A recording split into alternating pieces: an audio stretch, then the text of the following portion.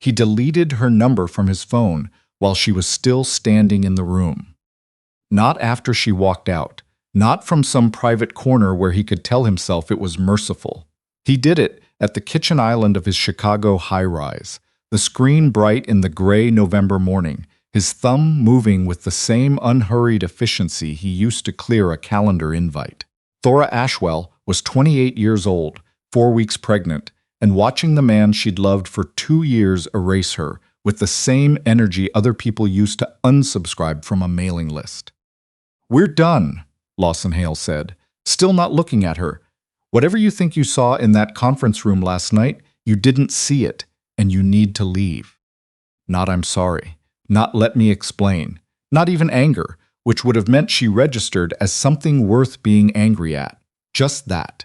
A screen going dark and a hand setting the phone face down on the marble counter, like a period at the end of a sentence he'd already moved past.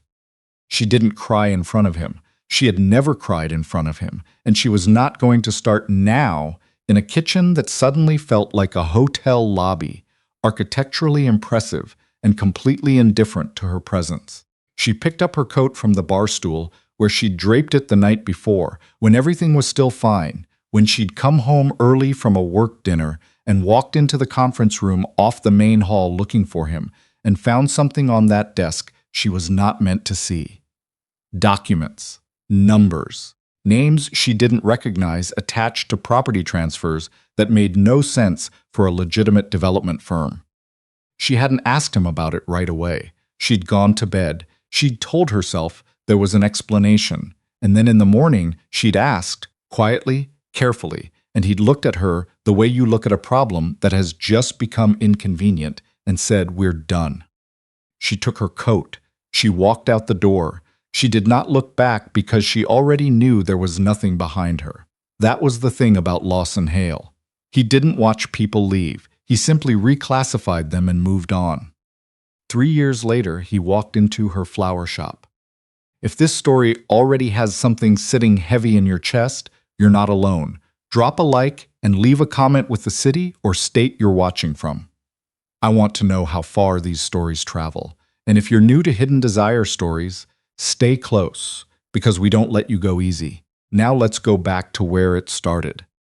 The shop was called The Gathered Field, and it smelled like dried lavender and cold pine resin and the particular earthiness of good soil, which Thora had decided was the most honest combination of smells she knew. She'd opened it 18 months ago in a rented storefront on Hartwell's main road, in a Vermont mountain town that got 3 feet of snow in February and tourists in October, who drove up from New York and Boston specifically to look at leaves. She had not come here for the tourists. She had come because the rent was half what she'd paid in Chicago, because the elementary school down the road had been rated excellent by 3 separate sources she'd checked obsessively during a sleepless night when Robin was 7 months old, and because nobody in Hartwell knew her last name or her history or the name of the man she'd left. Robin was 3 years old now, dark eyes, a serious mouth that could split into a grin with no warning whatsoever, and a paper crane that Thora had folded for her from a piece of blue origami paper during a long car ride when Robin was 2. The crane had been carried everywhere since. It was no longer blue so much as a soft, indeterminate gray, creased in about 40 additional places that had nothing to do with its original design. One wing slightly detached and retaped with a piece of clear tape Robin had insisted on applying herself. His name, according to Robin, was Crane. Robin had not seen the need to complicate the matter. Thora didn't talk about Robin's father. In Hartwell, people eventually asked. This was a small town, and small towns had long winters and not enough to fill them, and she had developed an answer that was true without being a story. "He's not in the picture," said with a specific quality of calm that communicated the subject was finished. Most people respected it. A few didn't, and for those, she had a second expression, patient and complete, that made the question dissolve somewhere between their mouth and the air. She had worked very hard to build that calm. It had taken most of Robin's first year. It was a Wednesday morning in late October when the bell above the door rang, and Thora was at the work table in the back of the shop trimming stems for a funeral arrangement. White chrysanthemums, eucalyptus, something quiet. The kind of work that required enough attention to keep the mind still. She heard the footsteps on the old hardwood before she looked up, not the shuffled step of a regular, not the hesitant sweep of a tourist, but something deliberate and measured, the walk of someone who always knew where he was going. She looked up. Lawson Hale was standing in the entrance of her flower shop, with his hands in the pockets of a dark wool coat and an expression on his face like a man who had just stepped off a curb he hadn't seen. The stem cutters stayed in her hand. She did not drop them, and she was very deliberate about not dropping them. He was different in the ways that 3 years made a person different, a little harder at the jaw. Lines at the corners of his eyes she didn't recognize. He wasn't wearing a tie, which was unusual for him. He was looking at her the way you look at something you've been telling yourself for a long time that you've made peace with, and then you see it, and you understand that peace and distance are not the same thing at all. Thora. His voice was the same. She had genuinely hoped it would sound different, smaller maybe. We're not open yet. It was 8:47. They opened at 9. It was the only sentence she could locate that wasn't "get out," or "how dare you," or the 40 other things that had been living behind her sternum for 3 years, growing their own sharp edges. I know. He didn't move from the doorway. I'm not here because He stopped. Tried again. There's a property on Birch Hollow Road, an old mill conversion.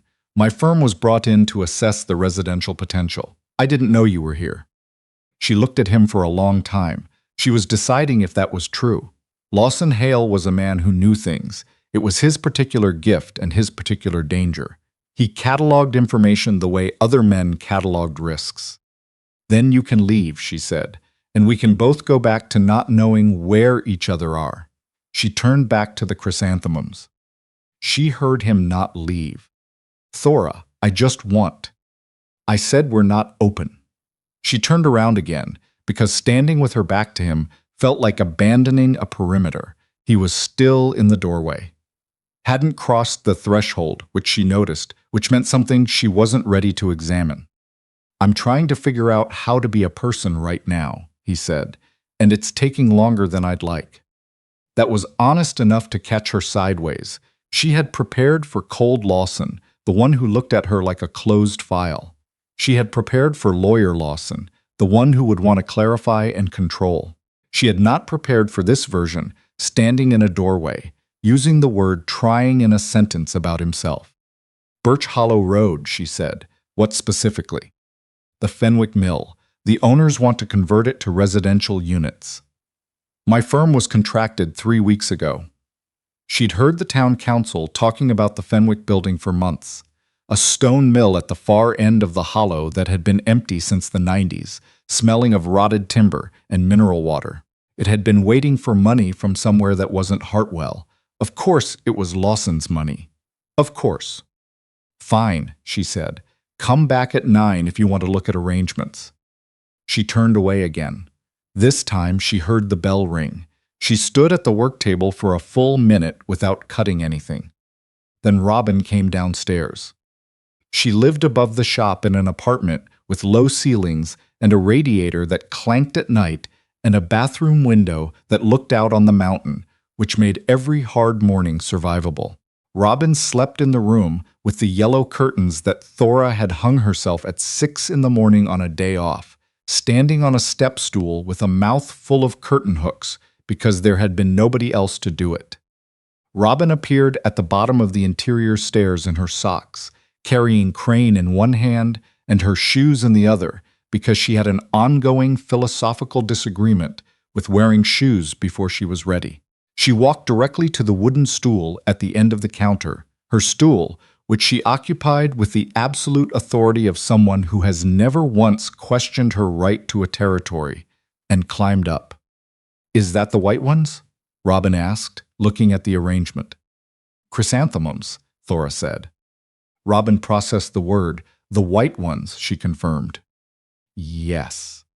Robin placed Crane on the counter and looked out the shop window with the settled composure of a 3-year-old who had decided the morning was proceeding acceptably. Then she tilted her head. "There's a man," she said. Thora went still. "By the other building," Robin continued, with the neutral observation of someone noting weather.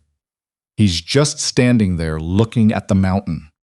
Thora crossed to the window slowly, staying at the side of the glass. Lawson was on the sidewalk across the road, not looking at the shop, looking at the ridge line. He had his hands in his coat pockets and his head slightly back, the particular posture of a man using a landscape to hold something at bay. "Do you know him?" Robin asked. "No," Thora said. The lie sat wrong in her mouth all morning. At 9:15, the bell rang. He sat at the small customer table near the window, not the stool at the counter, which was Robin's, and he apparently understood that without being told, and ordered a coffee from the pot she kept going during shop hours. He did not look at Robin. Thora watched him not look at Robin with the specific attention of someone reading a text for what it left out. Robin looked at him. Robin was not shy. She had never been shy. It was the thing Thora was most grateful for and most anxious about simultaneously. "That's a big coat," Robin said. Lawson looked at her. Something moved across his face. Not recognition, not yet. Just the reflexive attentiveness of a person unused to being directly addressed by someone under 4 feet tall. "It gets cold up here," he said. "It gets very cold," Robin agreed, with the gravity of a local sharing expertise. "Mom says February is the worst, but I like it because of the snow." She reconsidered. "Except when Crane gets wet." She held up the paper crane. "He doesn't like being wet." Lawson looked at the crane. "Does he tell you that?" "He doesn't have to," Robin said. "I can tell by looking at him." She said it the way someone states a self-evident fact, then turned back to the window, apparently satisfied that this topic had been adequately covered. Thora refilled his coffee without asking. He looked up when she did it. "How long?" he said. She knew what he was asking. 3 years in Hartwell, 18 months with the shop. "You built this." "I built this." He looked around the room, the old wooden shelving she'd painted white herself, the hand-lettered chalkboard with workshop dates, the cooler humming along the back wall, full of dahlias and late-season zinnias. Nothing about it looked like Chicago. Nothing about it looked like him. "It's good," he said. "I know." He almost smiled. She watched him stop it. She went to help a customer and did not look at him again for 10 minutes, though she was aware of his presence at that table with the exhausting, specific awareness of someone who has spent 3 years trying to put something down and keeps discovering it's still in their hand. Robin finished her orange juice and climbed off her stool. She walked toward the stairs, then stopped, turned around, looked at Lawson with her head at the slight tilt that meant she was filing information. "What's your name?" she asked.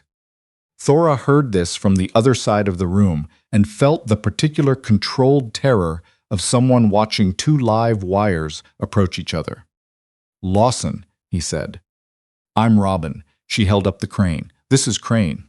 She considered him for another second. He has a bent wing, but it doesn't bother him. Then she went upstairs. The shop held 3 other customers. None of them were paying attention. Thora picked up a cloth and began wiping down the counter. "Thora," his voice was very quiet. "Don't." "She has my." "Don't." She looked at him directly. "Not here, not like this." He looked down at his coffee. The line of his jaw was tight.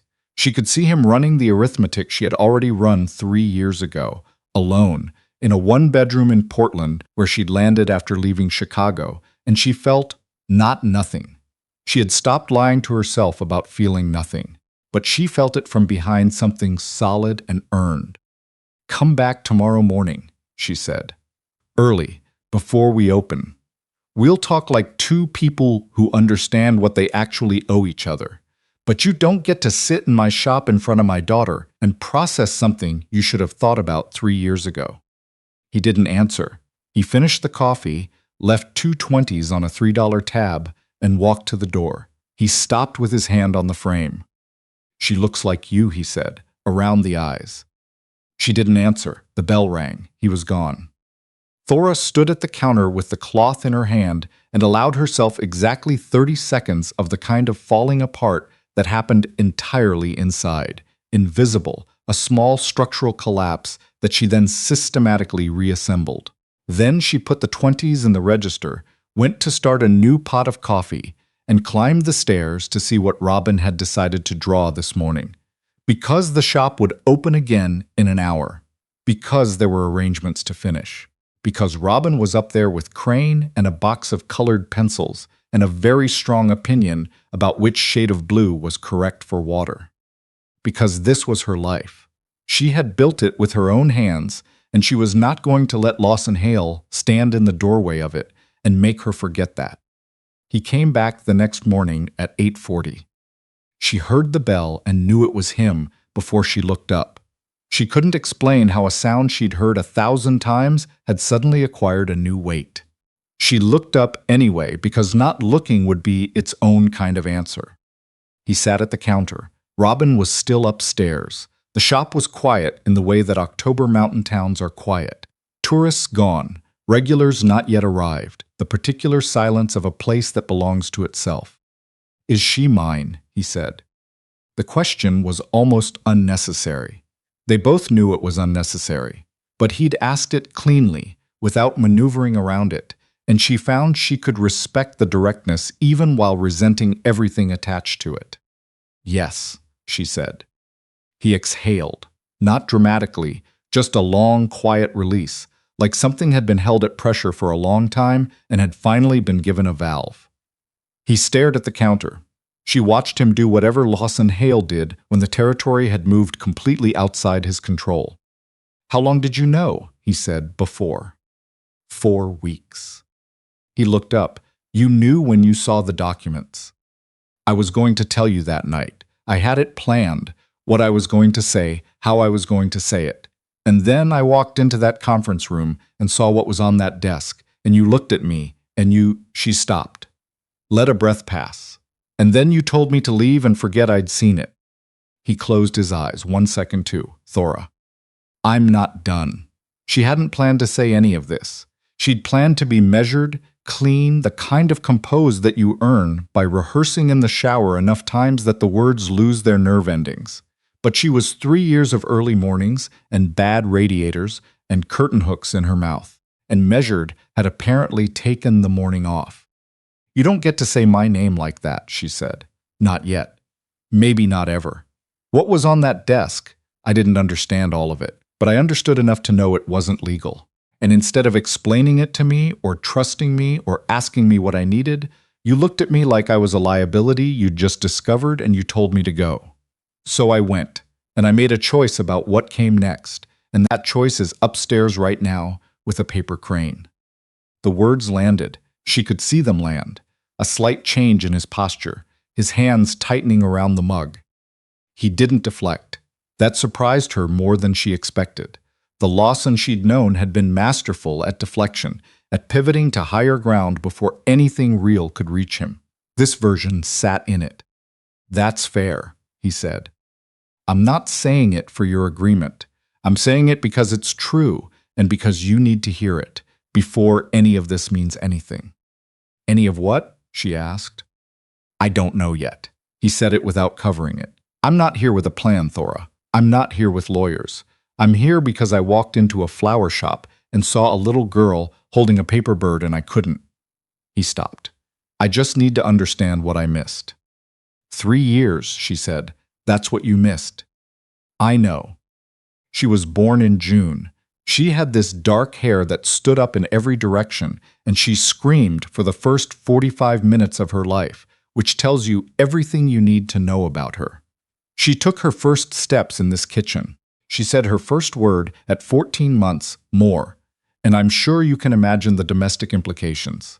She kept her voice level, though it cost her. She had an ear infection when she was 2 that had her running a fever for 3 days, and I sat up with her every night with a warm compress because I was scared and I was alone, and there was no one to call. She looked at him steadily. "That's what you missed. Not an abstract child. 3 years of specific, daily, impossible things." He was very still. "And you want to understand it," she said. "Fine. But understanding it doesn't give it back. And understanding it doesn't give you rights you haven't earned. What would earning them look like? She opened her mouth, closed it. She had not expected that question, had expected defense, or the cold negotiating mode he slipped into when emotional terrain got too close. Instead, he was looking at her with something that resembled genuine asking. "I don't know yet," she said honestly. "I haven't figured that out." He nodded, like that was not only acceptable but expected. From upstairs, she heard Robin's feet hit the floor, that specific double thump of a child who treated gravity as a suggestion. Lawson's eyes went to the ceiling automatically, tracking the sound, and she watched his face do something complicated that he didn't have enough control left to hide. He came back the next 4 mornings. By the third one, she had his coffee ready before he sat down. She told herself it was the same habit that meant she knew the regular orders by sound. She didn't entirely believe herself. On the 5th morning, he brought papers. Actual printed documents, not a phone, and she remembered, without wanting to, that he'd always preferred paper for anything he was thinking seriously about. "The Fenwick Mill," he said, when she brought his mug over. "What about it?" The structural report came back. "The bones are sound, but someone cut corners on the drainage systems about 15 years ago. Whoever takes it on will need to gut and redo the lower level entirely." He paused. "I'm telling you because you live here, because it's your town, because," he stopped, "because I'm trying to have a conversation with you that isn't about everything else, and I don't know where to start with one that isn't." She pulled out the chair across from him. She wasn't entirely sure why. Maybe because standing felt like maintaining a position she hadn't actually won. "You never told me what was on those documents," she said. "That night. I need to know. Not to use it. I just need it to make sense in some way I can actually believe." His hands went still on the papers. He looked at her for a long time. "My firm has been facilitating real estate transactions for a network of investors," he said slowly, choosing each word with the care of someone disarming something. "For several years. The returns were structured in a way that wasn't legitimate." He looked down. "I built something real. I believed in what the firm did. And somewhere along the way, I let people in who were using the legitimate work to cover something else, and I told myself the results justified the arrangement. And I was wrong. That night," she said, "the documents I saw were a transfer that would have required me to sign off on something I understood. In that moment, I could no longer deny knowing. And you walked in." He looked at her, and I panicked. I panicked in the worst possible way, because the one thing I had been certain I was doing right was keeping you away from that part of my life. And in the moment I should have trusted you, I treated you like a threat. She sat with that. "That's the most pathetic thing you've ever said to me," she said. "Yes. And you think that explains it?" "I think that's what happened. There's no version that excuses it." She got up to check the arrangement she'd left soaking. She stood at the back counter and thought about the documents and the look on his face that night. Not cruelty, she realized now, but fear. The specific terror of a man who has built something and knows in one cold instant that it is more fragile than he understood. That didn't fix anything. She knew that, but it gave the shape of it a name. The photograph arrived on a Thursday. She found it tucked under the back door of the shop. Not the front entrance that faced the street, but the service door that opened onto the narrow alley behind the building. The door that only someone who had specifically looked for it would think to use. Plain white envelope, no return address, her name in block letters that were too careful to be natural. The handwriting of someone trying not to have handwriting. Inside was a single photograph, printed on regular paper, slightly grainy, Robin. At the public playground on Quarry Road, 3 blocks from the shop.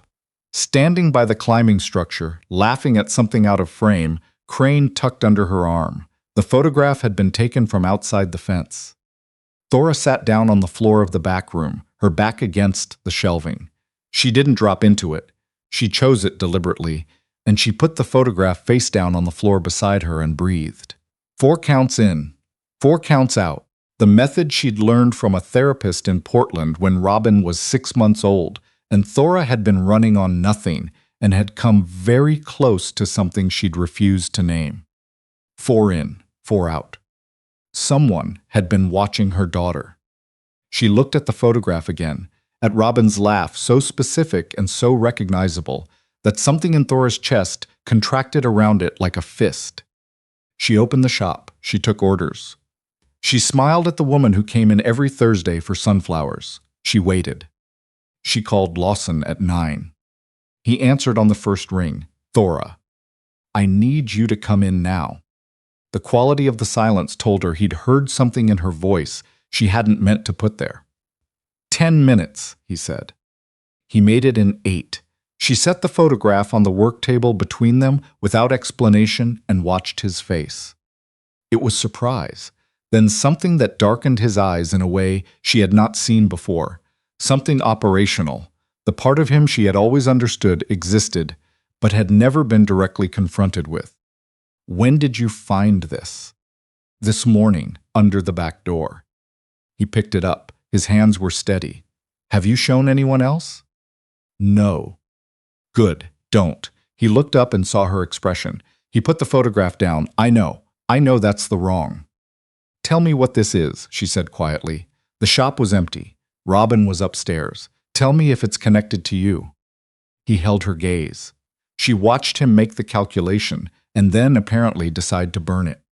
"There's a man named Vitelli," he said. "He runs the investment network I mentioned. I have been, for the past 2 months, cooperating with a federal investigation, giving them documents, transaction records, names. The arrangement I made was not legal, and I am attempting to make it right." His voice was even. "Vitelli will have learned by now that I'm cooperating. And Vitelli is the kind of man who responds to that by finding the things that make you reconsider." She stared at him. "My daughter is a thing that makes you reconsider." To him, yes, he said it without softening it, and she understood that this was its own form of respect. "How long has someone been watching her?" "I don't know yet, but I'm going to find out today." "No." She said the word flatly. "What you're going to do is call whoever you need to call and tell them what I need, which is someone at that playground before Robin ever sets foot in it again. And then you're going to tell me everything, every piece of it, because I am not going to be managed, and I am not going to be protected in a way that leaves me not knowing what I'm protecting her from." He looked at her for a long moment. "Okay," he said. She called the police herself, not waiting for him, not asking his opinion. She gave the officer a calm and complete account of the photograph, the envelope, the door, the angle of the shot. The officer, a woman named Deirdre, who came into the shop twice a month for her mother's standing order, took down every word. When Thora came back out, Lawson was on his phone in the corner, speaking quietly in a tone she had not heard before, controlled and colder than cold, and completely in charge of whatever he was arranging. Robin came downstairs at 10, purple sweater, shoes on the wrong feet craned by one wing. She stopped at the bottom of the stairs and looked between them with the instinctive radar of a child who had learned to read a room's temperature before she'd learned to read words. "Is something happening?" she said. "Something small," Thora said. "We're handling it." Robin looked at Lawson. "You have the face again." He blinked. "What face?"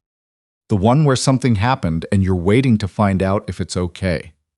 She looked at him with the calm assessment of someone who has had 3 years to develop an internal classification system.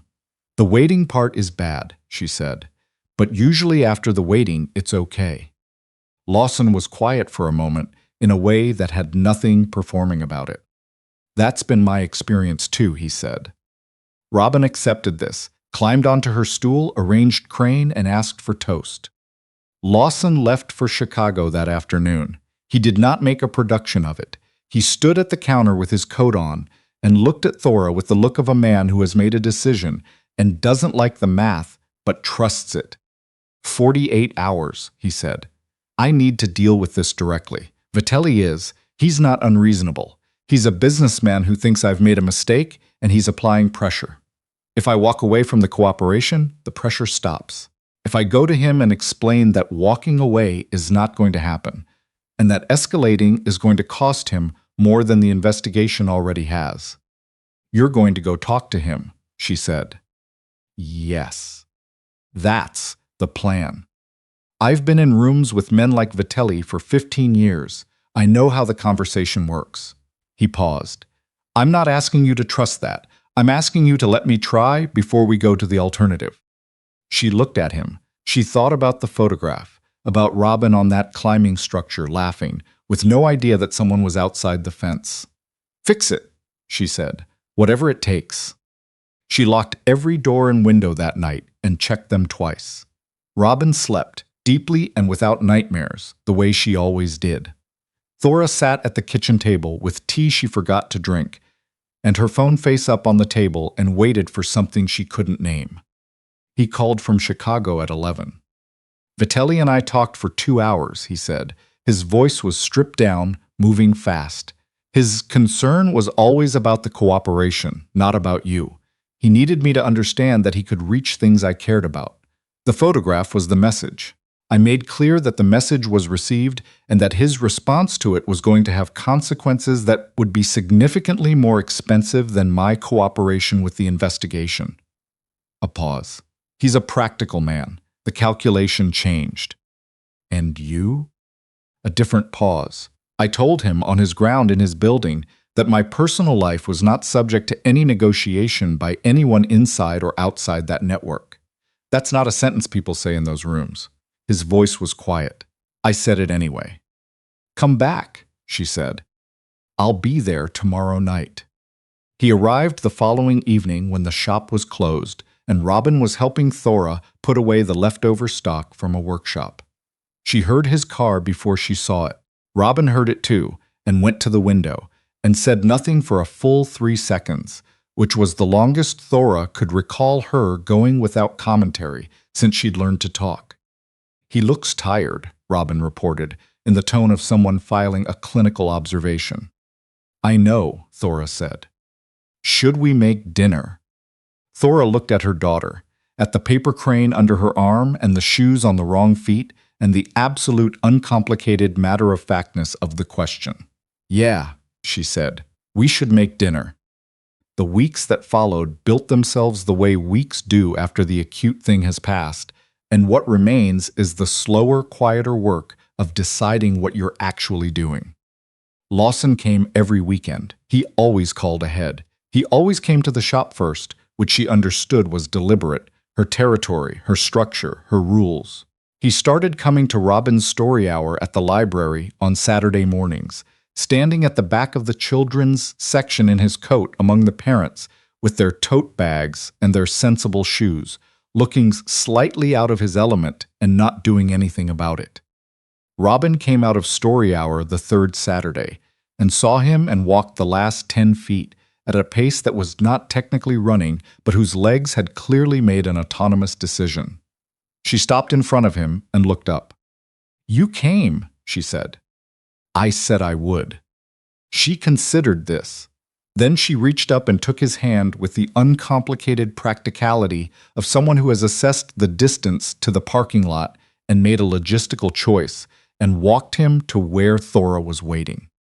Thora watched her daughter hold Lawson Hale's hand in the library parking lot and felt the specific sensation of someone who has braced for a long time against something finally happening and discovers that the bracing was both necessary and, in the end, beside the point.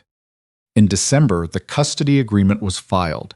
She had taken 3 weeks to read every line with the attention of someone who understood that language was load-bearing. It gave Lawson legal parental rights and formal visitation, every weekend alternating holidays, 2 weeks in summer. Robin's primary residence was Hartwell. The shop was her home. No relocation without mutual agreement and court approval. She had asked for that clause specifically, and the attorney had included it without pushback. She signed it at the kitchen table while Robin was asleep, and the shop was closed, and the mountain outside was already deep in December dark.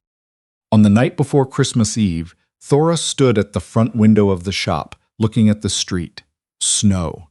The particular silence that towns get when snow comes down, steady and patient, and has muffled the ordinary noise of things down to something closer to baseline. She heard Lawson come up behind her, not touching, just present. 3 years ago, she said, not turning around, I stood in a departure terminal in Chicago with a carry-on bag and a positive test and a one-way ticket to Portland, and I couldn't find a single reason to do anything except get on the plane and go. He didn't speak. He let the sentence have its space. I was terrified, she said, not of being a mother. I knew I wanted her the moment I knew she existed. I was terrified of doing it alone, of having loved someone so much that the love had taken the shape of a future, and then watching that future tell me I didn't exist and walk away. She watched her own reflection in the dark glass. I got on the plane. I went to Portland. I worked doubles at a catering company for 7 months. I found this town and this building, and I built something in it. And I was so angry for so long that I made the anger into fuel, and I built with it, and then at some point, she paused. The anger stopped being fuel, and it was just weight. And I've been carrying it because I didn't know how to put it down without it, meaning I'd forgiven something that isn't forgivable. She turned around. He was standing in the middle of the shop, in the low winter light, and he looked like what he was. A man who had done things that couldn't be undone, standing in the room anyway, because standing in the room was the only honest option left to him. You don't have to keep carrying it for me, he said, quietly, not asking for anything, just stating it. I'm not asking you to hand it to me. I'm saying you can put it down. It's not that simple. I know. Knowing someone is different isn't the same as trusting them. I know that too. She crossed the shop. She stood in front of him. She looked at his face, the one she had spent 3 years trying to stop seeing clearly and had failed at completely, and she reached up and put her palm against the side of his jaw, just that, one hand, thumb at the edge of his cheekbone, not an invitation, an accounting. Her hand, know what you are. I know what this is. I am choosing to be here, and that choosing is mine. It belongs intégré à me, and you do not get to rush it, or assume it, or turn it into something it isn't yet. She took her hand back. Good night, she said. Good night, he said. She went upstairs. She checked on Robin, sleeping, solid, crane firmly under her chin.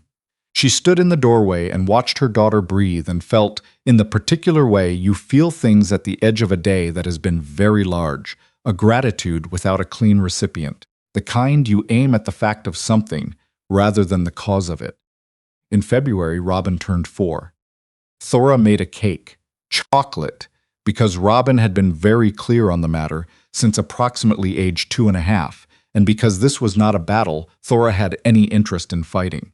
She decorated it with a blue paper crane and frosting, because Robin had requested this specifically and with a seriousness that suggested it was non-negotiable.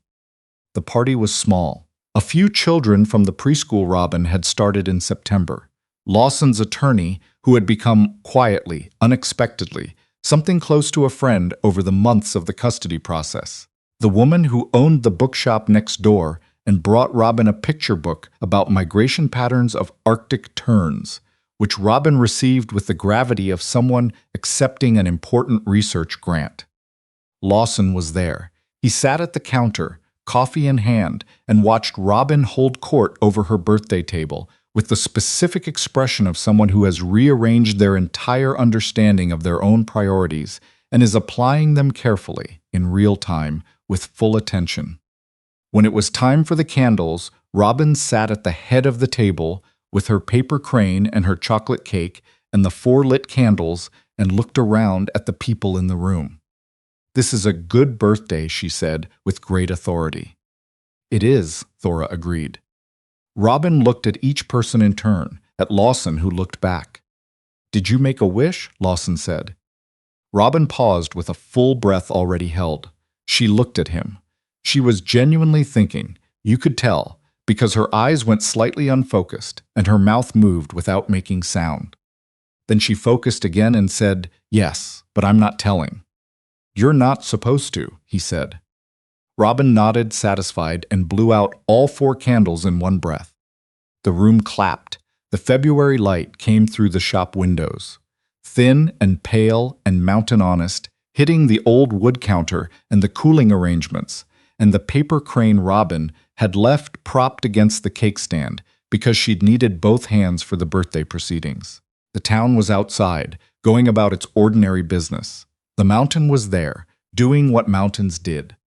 After, when the children had been collected and the cake was mostly gone, and the shop had gone quiet in the late afternoon way it got, when the day's work had finished, Robin was on the windowsill with Crane, arranging him in various orientations with the thoroughness of someone solving a problem that genuinely mattered. Lawson was at the counter. Thora was at the other end. They weren't talking. They were just in the same room, which had stopped requiring explanation. "She didn't tell you her wish," Thora said, after a while. "No," he said. "She won't." "I know." He looked at Robin on the windowsill. "That's fine."